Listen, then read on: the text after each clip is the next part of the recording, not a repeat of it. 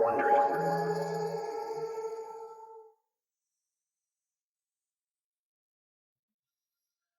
At 10 a.m. on August 22nd, 1993, fisherman Rick Steiner steers his 50-year-old wooden fishing boat, the Blue Note, through a heavy fog on Alaska's Prince William Sound. It's been 4.5 years since the Exxon Valdez ran aground 10 miles away, spilling 11 million gallons of oil into one of the world's finest fishing grounds. Almost all of that oil is gone now, most of it evaporated or washed out to sea. Rick takes a deep breath, inhaling the smell of salt water and sap from the spruce trees towering overhead. If he closes his eyes, he can imagine it's all back to normal. But everything is not back to normal. The oil is gone, but so is everything else. No birds, no porpoises, even the plankton that used to give the water its beautiful blue-green hue have disappeared, and the water his boat chugs through is eerily clear. The fish are gone too. The 1993 fishing harvest was a complete disaster. It was estimated 25 million fish would be brought to market this year, but fishermen caught only 4 million, less than a fifth of what was anticipated. The entire Prince William Sound fishing industry is on the brink of collapse, and for Rick and the tens of thousands of others, this means financial ruin. It's also been 4.5 years since Exxon's head of Alaska operations, Don Cornett, told the fishermen that Exxon would make them whole. He said, "If your nets don't fill up, we can take care of that. Just file a claim." But now that the nets are empty and the claims have been filed, Exxon has disappeared. Many of the fishermen have received nothing at all from the company. Now, all of the unanswered claimants have banded together, filing a massive class action lawsuit between the fishermen and Exxon. But the wheels of justice turn slowly. That's why Rick's out here today. As he steers the Blue Note north towards the mouth of the Valdez Channel, he sees other fishing boats emerge, boats of all shapes and sizes, forming a blockade across the half-mile-wide entrance to the Valdez Arm. It's the only shipping passage that leads to the Trans-Alaskan Oil Pipeline terminal in the town of Valdez, 15 miles away. There are over 100 boats filled with fishermen who are fed up with delayed payments, tired of all the Exxon ads and press releases claiming the spill is over and the Sound has recovered. Today, their message for Exxon is simple and direct. Until the company sits down with the fishermen and listens to their concerns, there will be no more oil traffic through the Sound. Until then, oil tankers are not getting in or out. A ragtag armada of fishing boats has just cut off 25% of the United States oil supply. A double-decker tour boat churns out of the fog, packed with journalists and photographers from the national press. Rick steps to the prow of his boat and yells through a megaphone, "We want the world to know that the fishermen of Prince William Sound are going under. Exxon needs to face up to their negligence." In the distance, Rick sees the 900-foot Atagon Pass emerging from the fog. 7 stories high and 3 football fields long, the tanker dwarfs the fishing fleet. Its deep, chest-rattling horn blows. Leading the way is a Coast Guard helicopter descending fast over the fleet. "Disperse, cease and desist. Rick turns to the other boats. It's now or never. We are taking boat names and license numbers. Every boat here is in willful violation of a direct order from the captain of port. If you do not cease and desist now, you will each be fined $250,000 and be sentenced to 6 years in prison." The press fire away on their cameras, pivoting between the fishermen, the helicopter, and the massive silhouette of the approaching tanker. The tiny fishing boats hold their ground. Watching as slowly, the shape of the tanker starts to shift in the fog, getting wider and wider.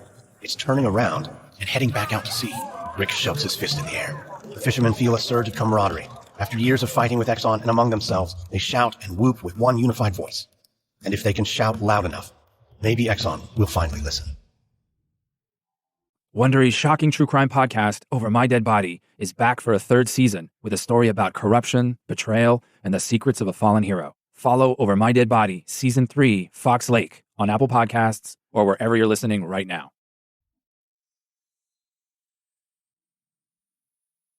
From Wondery, I'm Lindsey Graham, and this is American Scandal.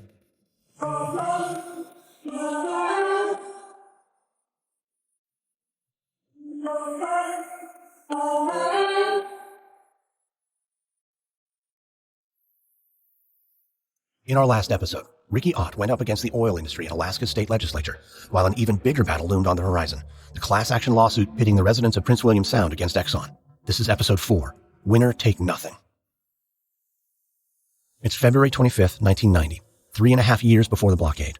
Alyeska President and CEO James Hermiller sits in a large leather-backed chair squinting at the headlines in the Anchorage Daily News. The words pitted pipeline corrosion jump out at him. Not a good headline for Alyeska, a company created by Exxon and 6 other big oil companies to manage the pipeline for them. The article underneath the headline is worse. The transatlantic oil pipeline is pitted with rust and in need of major repairs to prevent another catastrophic spill, repairs that could cost billions of dollars. Hermiller takes off his glasses and rubs his eyes. February has been a bad month all around for Alyeska and Exxon. It's almost been a year since the Exxon Valdez ran aground, but the fallout won't go away. At the beginning of the month, survey teams found beaches still covered with thick mats of tar-like congealed oil. Even the beaches that looked clean on the surface had deep deposits of fresh oil hiding underneath. Exxon was forced to send its work crews back out, armed with shovels and construction equipment to dig up the remaining oil. And Exxon's legal issues also took a turn for the worse. A grand jury in Anchorage is weighing federal charges against the company for its role in the spill. The state of Alaska is suing too, as are thousands of individual plaintiffs across the state, including the fishermen who filed for damages against the company. And now, this. A front-page news story that not only calls out the current pipeline conditions, it catalogs years of safety infractions, lax maintenance, and negligence in Alyeska's pipeline operations. The kind of details only someone on the inside would know. The reporters don't name their source, but Hermiller is pretty sure he knows who it is. The article has Chuck Hamill's fingerprints all over it. Hamill is an oil broker turned whistleblower who's been hounding Alyeska for years. He used to do business with the company, buying their oil on behalf of clients around the world. But when his clients started complaining that the oil was watered down, his business dried up, and Chuck blamed Alyeska. Of course, Alyeska denied responsibility, but that wasn't good enough for Chuck. Hermiller is sure he's out for revenge. Chuck must have cultivated a source inside Alyeska headquarters who's passing secret company documents to him. Hermiller pauses. It's all starting to make sense. Chuck Hamill and the fisherman Ricky Ott are old friends, and she seems to have a lot of privileged information herself, which she's been passing to government officials in Juneau. Chuck's probably feeding her, too. It's gotta be Chuck who leaked those stats to the press, so that they can write stories like this. Hermiller folds the paper neatly and sets it on his desk. He knows he'll have to fix those leaks in the pipeline, but that job could take years. Right now, he needs to stop the leak of documents out of Alyeska's headquarters. He needs to find Chuck Hamill's source, so he calls Wackenhut Corporate Security. Wackenhut enforces security around the oil fields and offices for some of Alyeska's parent companies, but Hermiller's not interested in hiring a security guard. Wackenhut has a special investigations division staffed by former CIA officials whose specialty is the dark art of corporate espionage. Hermiller's got a mole in his building, and he needs their help to root him out. 1 month later, Chuck Hamill is sitting with fisherman Rick Steiner in the dimly lit bar of the Captain Cook Hotel in Anchorage, Alaska, chatting about the environmental conference that just wrapped up there. They're old friends, and both are in town for the 3-day event. Rick shakes the ice at the bottom of his drink, relaying to Chuck what he heard earlier that day from Ricky Ott. She says the beaches on the Sound are in bad shape, that walking on them feels like treading on a soggy mattress, that all you have to do is kick a stone over and the oil starts oozing up again. Chuck shakes his head. He says he'll have to check with his guy at Alyeska to see what they're saying on the inside. A woman slides onto the bar stool next to Chuck. Tall, thin, tease bangs, lots of makeup, and gives him a smile. Chuck is a people person who makes friends quickly, but tonight he has to read through more literature and pack up for the long flight back home to Virginia. He and Rick finish their drinks and head back upstairs to their rooms. The next day at the airport, as Chuck is boarding his flight, he sees the woman with the big friendly smile again. She introduces herself as Ricky Edelson. She tells him that she saw him at the environmental conference. She works for an environmental law firm called Ecolit.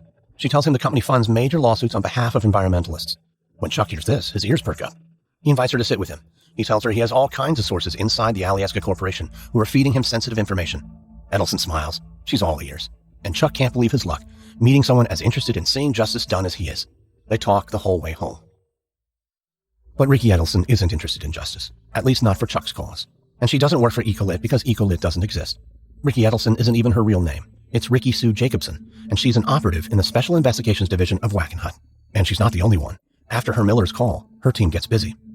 They rent a Washington, D.C. office for Ecolit. They buy Save the Whales posters for the waiting room because they figure that kind of thing will impress an environmentalist like Chuck. They even give their fictional company a fictional board of directors, complete with power players like Donald Trump, all just to woo Chuck Hamill into revealing his source. They flatter Chuck, too. They admire his work, they tell him, and they'd like to use some of their significant resources to help him. Chuck is an easy target. He's nearly gone bankrupt fighting Alyeska, and he's desperate for Ecolit's funding. They park a surveillance RV outside his home, armed with parabolic microphones to record his conversations from a distance. They sift through his garbage and mail. They steal documents and letters from his house, and they tap his phones. 2 weeks after Chuck meets Edelson on the plane, he calls Ricky Ott at her home in Cordova to tell her the good news. He's just teamed up with a powerful new ally called Ecolit, who have seriously deep pockets and are ready to join the fight against Alyeska and the oil companies. Suddenly, their phone call is interrupted by static, a scratching sound cutting in and out unpredictably. It's so loud, Ricky has to hang up. It's been happening a lot lately. Her father thinks it's a wiretap. A few days later, when the loud scratching noise breaks in again, her dad shouts it down. Listen, you sons of bitches. You people work for some of the richest companies in the world. Can't you at least get some decent equipment so you don't have to interrupt our conversations? Ricky suspects that whoever is tapping her phones is working for Alyeska, but she can't be sure. Still, she vows to be more careful about what she says on the phone. In Anchorage, 1 week after Chuck's call to Ricky, Alyeska's CEO, James Hermiller, sits at his desk, smiling. He just got a memo from the Wackenhut Corporation. Looks like they've found Hermiller's mole. He's a mid-level Alyeska employee named Robert Scott. Hermiller doesn't know the guy personally, and now he never will. As of today, Robert Scott is unemployed. Hermiller will personally make sure of it. The information pipeline running from Alyeska headquarters to Chuck Hamill is completely shut down.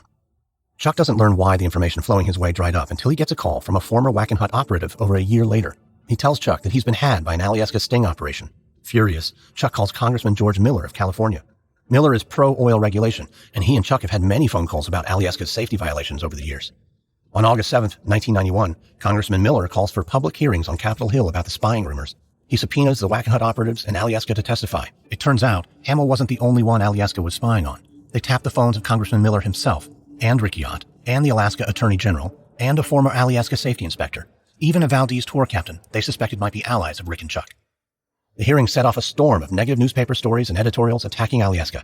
And as a result, James Miller is forced to write apology letters to Chuck Hamill and the people of Alaska for violating their trust, and then publish them in a full-page ad in 8 daily newspapers across Alaska. But by the time the truth comes out, Ricky Ott and the fishermen of Cordova are consumed with an even bigger problem, the fish harvest of 1991. On August 28, 1991, Ricky Ott receives a phone call from Danny Carpenter, the co-captain of her boat, the Ambergris. Normally, Danny's an easygoing guy, but today he sounds worried. He tells Ricky to come to the docks right away. There's something she needs to see.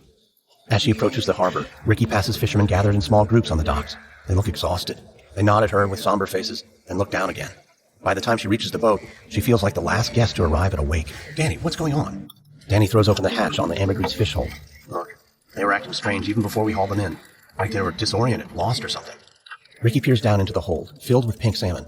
Under normal circumstances, it's a welcome sight. But nothing is normal on the Sound anymore. The fish are much smaller than they should be, and lethargic, like they're half dead already. Everyone's catch is like this, Ricky. No one's ever seen anything like it before, not even the old-timers. There are tons of pinks out there, too many to catch. But they're too small, and the bays are full of dead fish. Ricky picks up a fish, studies it, and does some quick math. She's a biologist, and knows exactly what's happening here. These fish are 2 years old, making them the first generation of salmon born to the fish that swam through the oil spill in 1989. The oil exposure must have hampered the development of those fish's eggs, and now those eggs have grown into this generation of undersized, lethargic fish that Ricky's examining now. She tosses the fish back into the hold, and watches Danny slam the hatch shut on the harvest. No cannery is going to buy these. There's no market for abnormal salmon. The fish will have to be dumped at sea. And that's just the short-term damage. The long-term picture is even worse. What will happen to the eggs this malformed generation lays, if they're even reproducing? Soon, there may not be any fish left at all. This is the last straw, she thinks. Enough with the publicity, the ad campaigns, the cheery announcements that the Sound is restored. Exxon and the state of Alaska have to answer to this. She doesn't know it yet, but a response is already in the works. It's going to push Ricky and the fishermen of Cordova to their breaking point.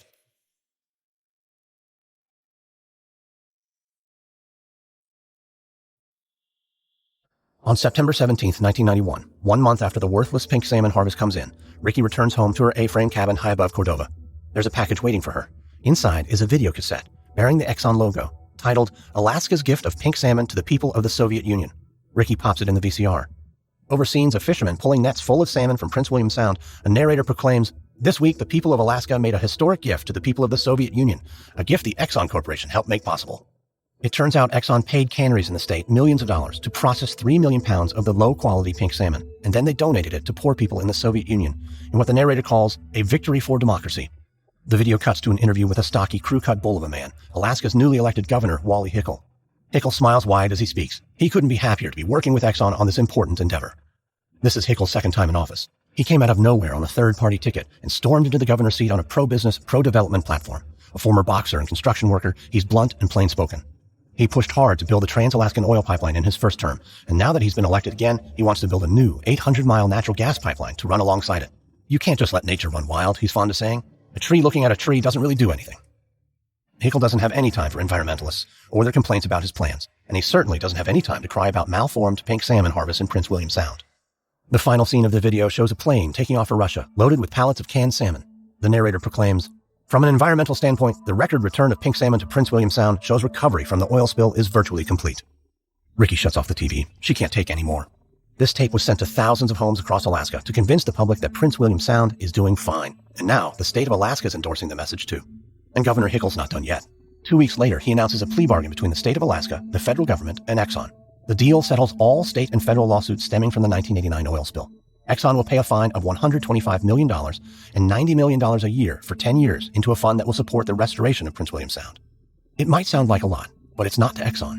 An official tells reporters, "We're talking about spreading a bill out over 10 years. It's not going to curtail any of our plans." And to the tens of thousands of fishermen who are no longer working, the settlement does nothing to ease their financial pain. By the time that money trickles down to them, they're looking at maybe $3,000 a person. Even worse is what the governor wants to do with that settlement money. He wants to build a road to Cordova and strip log the forests that line the sound. It's time to move on from the spill, the governor says. But for the fishermen, moving on is not that easy. By 1992, the herring fishery has collapsed completely. Reports of domestic abuse are up. The local mental health clinic is swamped. Townspeople are in debt, with few options of making ends meet. Then, community leader Bobby Van Brocklin kills himself. Bobby was beloved. He was mayor when the Valdez ran aground. In his suicide note, he says the stress of dealing with Exxon and the financial pressure were more than he could bear. A year later, in 1993, when 80% of the fish population has not returned, the fishermen of Alaska reach their breaking point. Enough is enough, the fishermen decide. It's time to take a stand. It's time to blockade the pipeline that provides America with 25% of its oil. For 3 days in August 1993, the entire country's attention is on Prince William Sound once again. The first 2 days of the fishermen's blockade strand 7 empty oil tankers in the Gulf of Alaska. By day 3, the situation is growing more and more tense. Alyeska's oil storage units at the pipeline terminal are almost full. If the fishermen don't allow those waiting tankers through soon, there will be nowhere left to put the oil. The 800-mile pipeline will have to shut down completely. That will cost the oil companies millions. It'll deprive the state of Alaska of the oil taxes that fund its government's operating budget. And it'll hit consumers across the country when gas prices spike with 25% less oil available nationwide. Nobody, from the Alaska governor's mansion to the White House, wants that pipeline shut down. And that's why Rick Steiner is not out on the water with the other fishermen today. He's 15 miles away in the lobby of the Valdez Westmark Hotel. Rick follows a state official up a flight of stairs and down a long, carpeted hallway. He's here to meet with Secretary of the Interior Bruce Babbitt, sent to Valdez by President Clinton to try to resolve the standoff. Babbitt sits waiting for Rick at a table in the corner of a dark suite. He's got close-cropped white hair and tired bags under his eyes. As Rick sits down, Babbitt leans forward, telling Rick he's got a proposal and wants a quick yes or no answer. He says that BP can pressure Exxon to talk, to listen to what Rick has to say. The White House is prepared to put heat on them too. Babbitt reveals he's also got Governor Hickel's word that he'll use some of the money from the Restoration Fund to research what's happening to the fish in the Sound. Then Babbitt pauses, looking at Rick. This is the best offer you're going to get. Yes or no? Rick thinks for a moment. It doesn't address everything the fishermen want, and it's not going to make the salmon and herring suddenly reappear. But Babbitt's making a commitment to help them, something a lot of government officials have not been willing to do in a long time. That's not something Rick wants to pass on. He needs all the allies he can get. So the two men shake hands. Rick sends word to the fishermen that Exxon has agreed to come to the table, and with that, the blockade is over. By the end of the day, oil tankers are pulling up to the berths of the Valdez oil terminal. But Exxon never comes to the table. Despite pressure from BP and the Clinton administration, they maintain they are not responsible for the decline in fish or the disastrous harvests. It has nothing to do with the spill, and they aren't about to sit down with the same people who are suing them. The fishermen see it differently. Exxon has broken so many promises, and a class action lawsuit is their last shot to recover damages and get justice. But Exxon's not budging. Their message is clear. We'll see you in court. It's 8 p.m. on May 1st, 1994, 8 months after the blockade. Attorney Brian O'Neill is scanning a deposition in the small office space he's rented in downtown Anchorage for the massive class action trial that begins in the morning. O'Neill is the lead attorney for the fishermen, and he's hoping to win over $16 billion in damages from Exxon. Next to him, a cold slice of pizza sits untouched. Behind him, his bare-bones staff sits at beat-up rented tables, reading through last-minute briefs. O'Neill looks out the window at the Anchorage skyline. 3 blocks away, the top 3 floors of the Captain Cook Hotel are completely lit up, Exxon's headquarters for the trial. Behind those windows, hundreds of lawyers, paralegals, energy experts, and assistants are pulling all-nighters. They can't wait to take O'Neill and his fishermen down. O'Neill knows he's facing an uphill battle. Financially, he's outgunned, and legal precedent isn't on his side either. When a British tanker ran aground in the Gulf of Mexico in 1984, oil washed up on the beaches of Galveston, Texas for a solid 2 weeks. Residents there never saw a dime. In 1978, the Amico Cadiz crashed on a rocky French shoreline in the English Channel, blackening the beaches of over 100 coastal towns.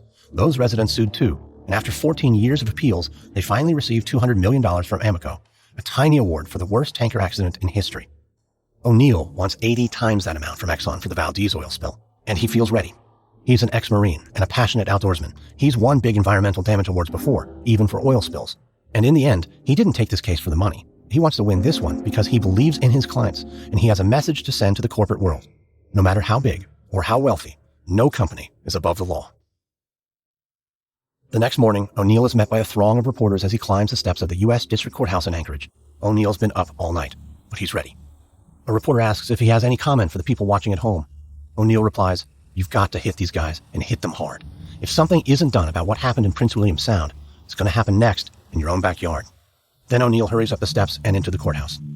After 5 years of waiting, the residents of Prince William Sound are finally getting their chance to confront the company that spilled 11 million gallons of oil in their backyard, and the entire state of Alaska is riveted. Every morning, hundreds of spectators pack the courthouse hallways, trying to get into the courtroom to watch the proceedings. Over the course of the 4-week trial, dozens of expert witnesses produced 10,000 pages of testimony in a case so large and complicated that the judge installs a state-of-the-art computer system to track all of the evidence and display it on a bank of monitors facing the jury. Aerial photos of the spill, ship's logs from the Exxon Valdez, shots of Exxon employees steam cleaning the beaches of the Sound.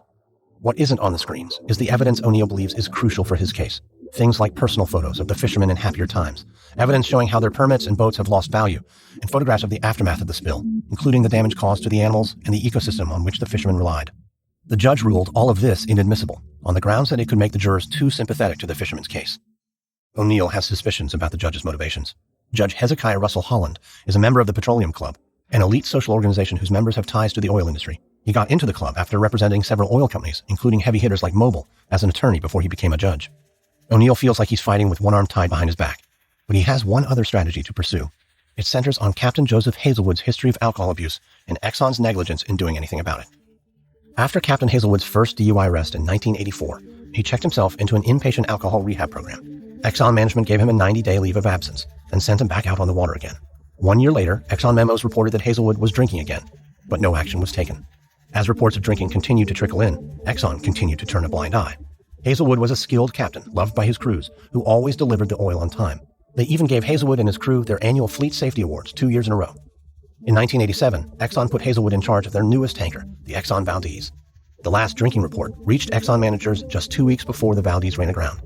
The captain was spotted drunk in San Francisco on the eve of his departure for Alaska.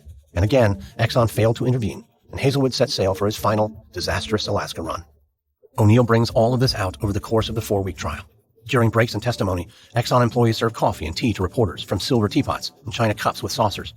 How can O'Neill, whose office is decorated with folding tables and chairs, compete with that? Fishermen are expecting the worst. This is their last shot, their only hope of maybe, possibly getting something back from the company that took so much away from them. On June 9th, the two sides rest their case. It's up to the jury. All anyone can do now is wait.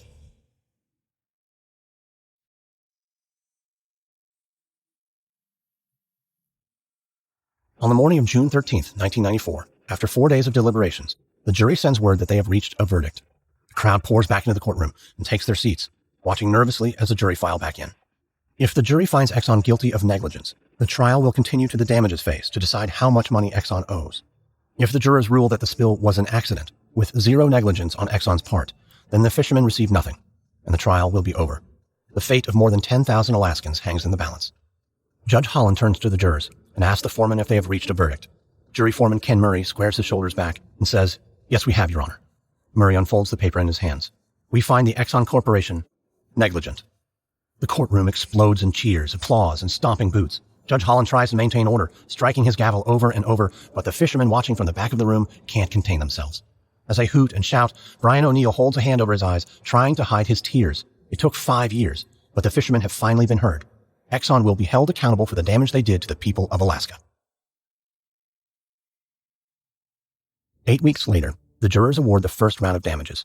Commercial fishermen and native Alaskans are asking for $1.5 billion in compensatory damages for decline in fish prices, permits, and marketability.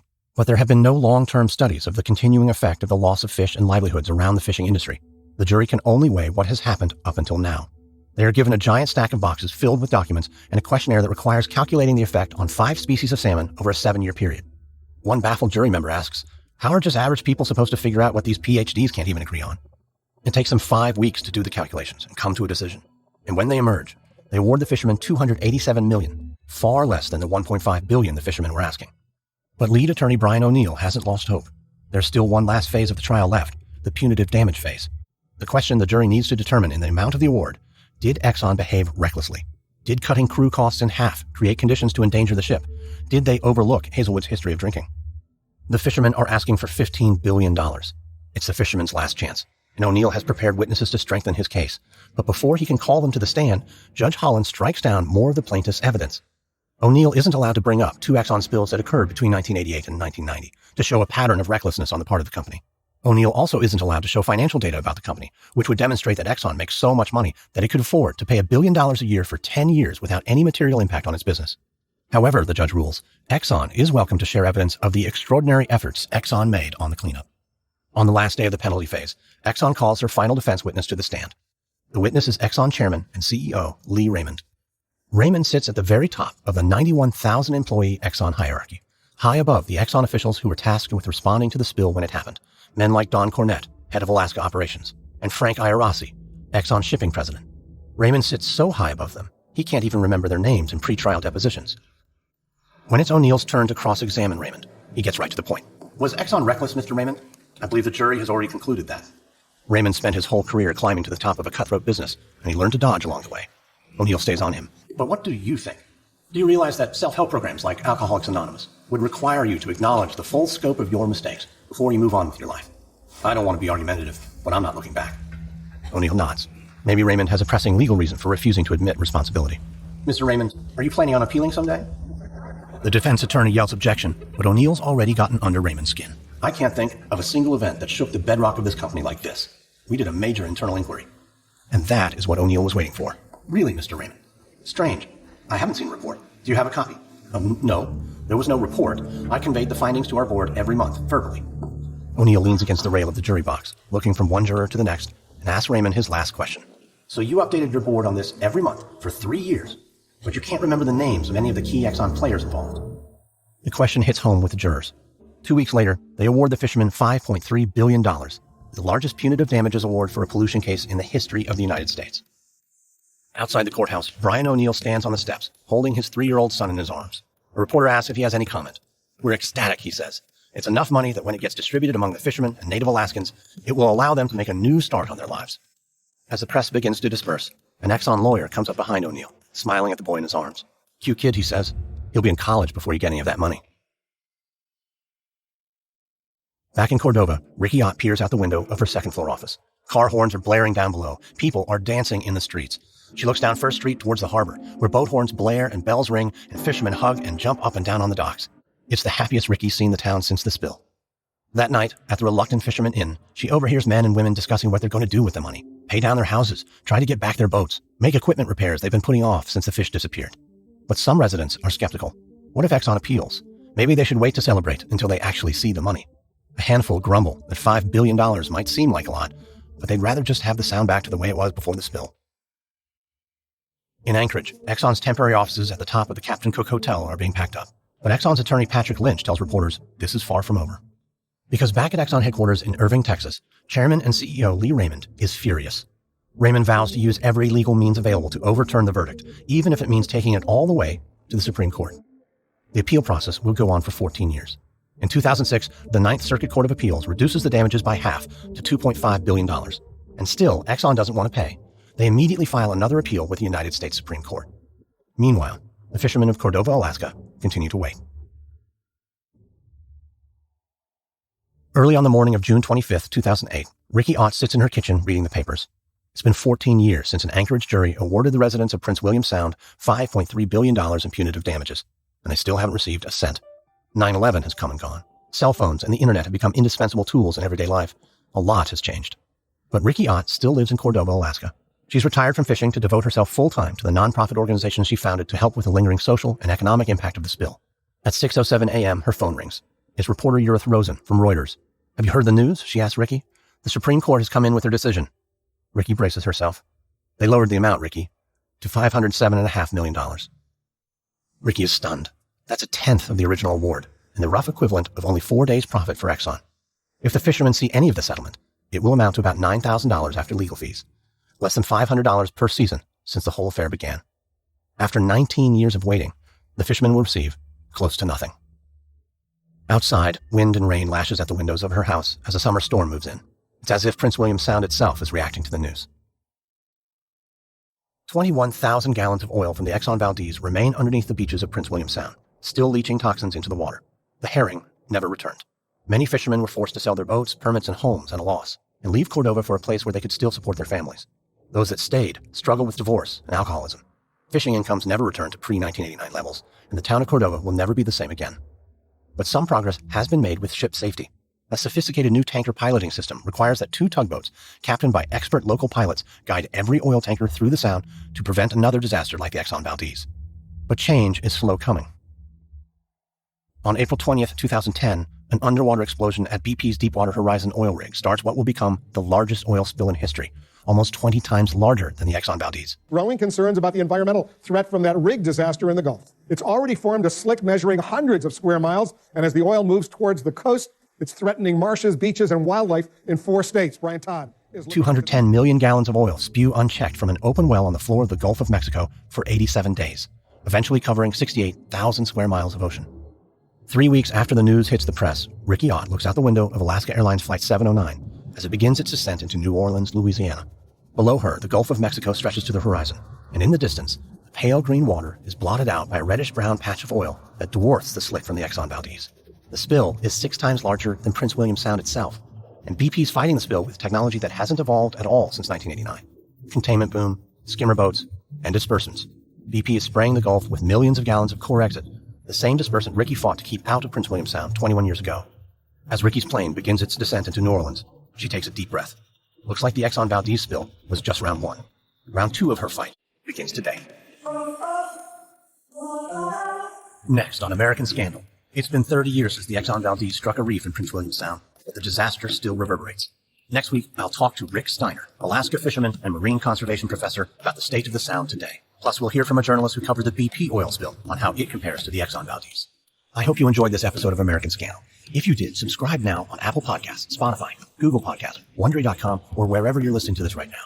If you're listening on a smartphone, tap or swipe over the cover art of this podcast. You'll find the episode notes, including some details you may have missed. You'll also find some offers from our sponsors. By supporting our sponsors, you help us offer this show to you for free.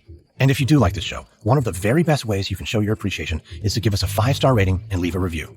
I read every single one and love to know your thoughts. We use many sources when researching our story. 2 books we highly recommend are Not One Drop by Ricky Ott and Out of the Channel by John Keeble.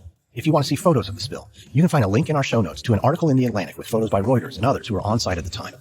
And just a quick note about our reenactments. In most cases, we can't know exactly what was said, but everything in our show is based on historical research. American Scandal is hosted, edited, sound designed, and executive produced by me, Lindsey Graham, for Airship. Additional production assistance by Derek Behrens. This episode is written by Benjamin Gray, editing by Andrew Stelzer. Executive producers are Stephanie Jens, Marsha Louie, and Hernan Lopez for Wondery.